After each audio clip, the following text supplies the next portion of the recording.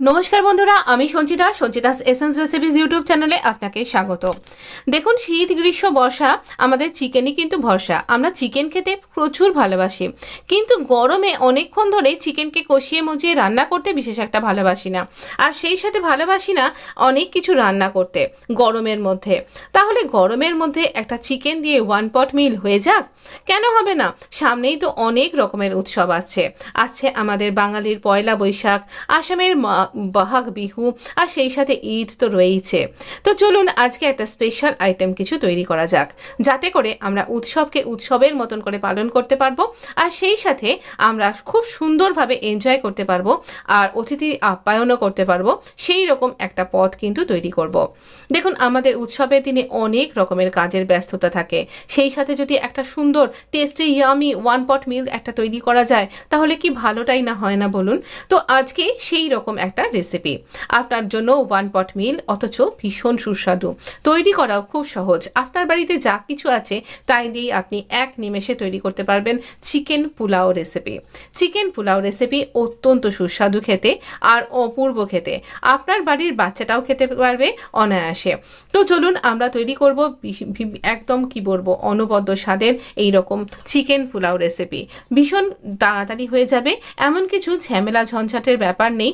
আর এটা white chicken pulao recipe, তাই জন্যই এরকম সাদা সাদা। তবে এখানে আপনি কিছু চেঞ্জেস করতেই পারেন।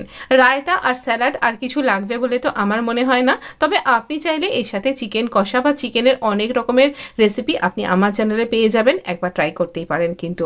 তো চলুন, আমরা চিকেন তো অবশ্যই লাগছে যখন আমরা চিকেন পোলাও তৈরি করছি। চিকেনটাকেই একটু বেশিক্ষণ ম্যারিনেট করে রাখতে হবে। তো চিকেন এখানে আপনি ইচ্ছে করলে বোনলেস নিতে পারেন, আমি উইথ বোন ব্যবহার করেছি। কাঁচা লঙ্কা, নুন, গোলমরিচ আর বেশ কিছুটা ধনেপাতা, এর থেকে পরিমাণটা বাড়াতেও পারেন আপনি।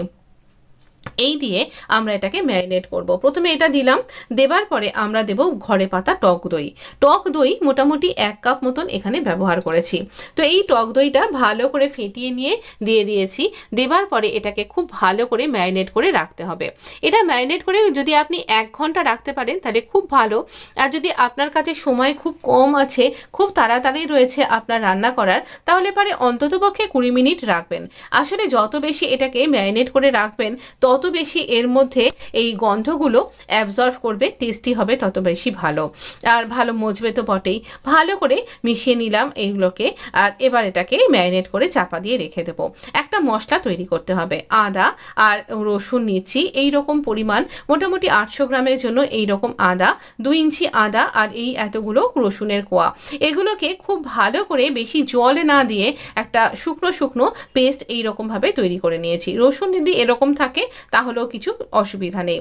তেলের মধ্যে দিচ্ছি গোটা গরম মশলা, দারচিনি, ছোট এলাচ, বড় এলাচ, আর তেজপাতা তো দিতেই হবে, তার সাথে দিতে হবে একটা স্টার অ্যানিস। তো এই স্টার অ্যানিসটা এরকমভাবে দিলাম। এটা বেশি দেবেন না, অনেক সময় এগুলো ভাঙা ভাঙা টুকরো হয়ে আসে, সেটাও এরকমভাবে চলতে পারে। বেশ কিছুটা গোটা গোলমরিচ দিলাম আর 2টো তেজপাতা দিলাম।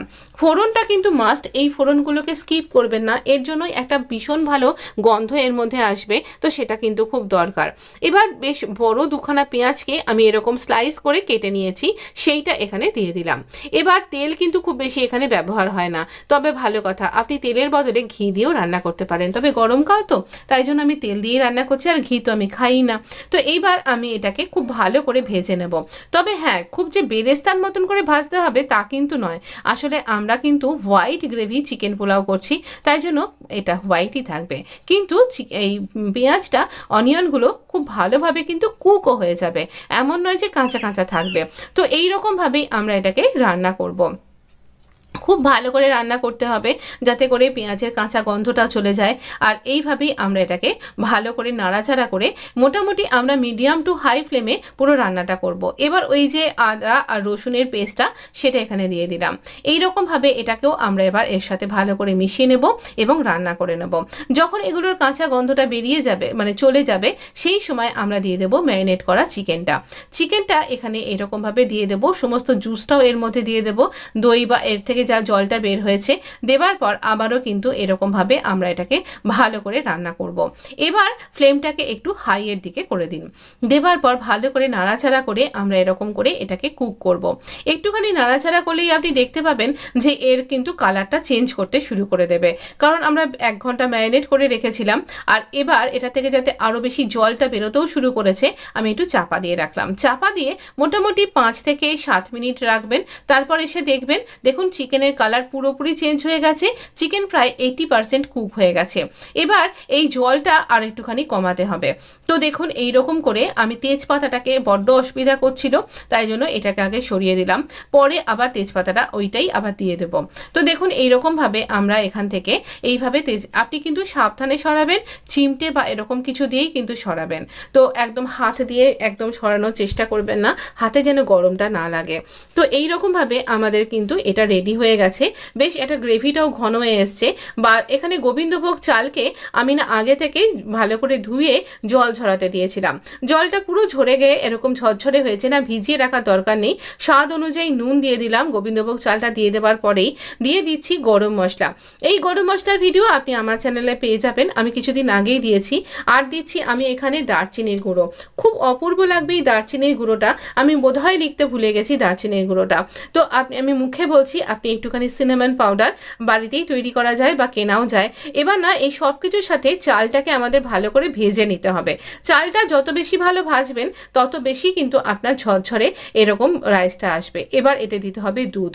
আমরা যতটা চাল তার দ্বিগুণ দেব। আমি এখানে 1 গ্লাস চাল নিয়েছি, তো আমি 2 গ্লাস দেব জল আর দুধ মেশানো এরকম মিশ্রণটা। প্রথমে দিলাম 1 কাপ দুধ, আর তারপর বাকিটা আমি ওই দুধ ধোয়া জলটা দিয়ে দেবো। দেবার পর এটাকে মিডিয়াম ফ্লেমে হতে দিতে হবে। তো দেখুন আমি এই দুধের মালাইটাও দিয়ে দিচ্ছি, এতে না ভীষণ ভালো টেস্ট হবে। আর এই দুধের জন্যই এর ফ্লেভারটা একদম পুরো ক্রিমি মাখনের মতন, যেটা আপনি একদম প্রথমে দেখলেন এটা ক্রিমি টেক্সচার। এটা যত বেশি ঠান্ডা হবে তত বেশি এটা আরও ঝরঝরে দেখতে লাগবে। এবারে ওপর থেকে দিয়ে দেব কাঁচা লঙ্কা, আবারও খানিকটা ধনেপাতা। এইটাতে এর ফ্লেভারটা অপূর্ব আসবে কিন্তু। এবার হতে দিন, এটা যতক্ষণ না হচ্ছে মোটামুটি 20 মিনিট পর আমি আপনাকে দেখাচ্ছি। একদম আমাদের কিন্তু সার্ভ করা হয়ে গেছে। অবশ্যই আমি আবার করে আর সার্ভিংটা করলাম না, আপনি তো দেখেই নিয়েছেন। ভালো লাগলে লাইক শেয়ার সাবস্ক্রাইব করে আমার পাশে থাকতে ভুলবেন না। ধন্যবাদ বন্ধু।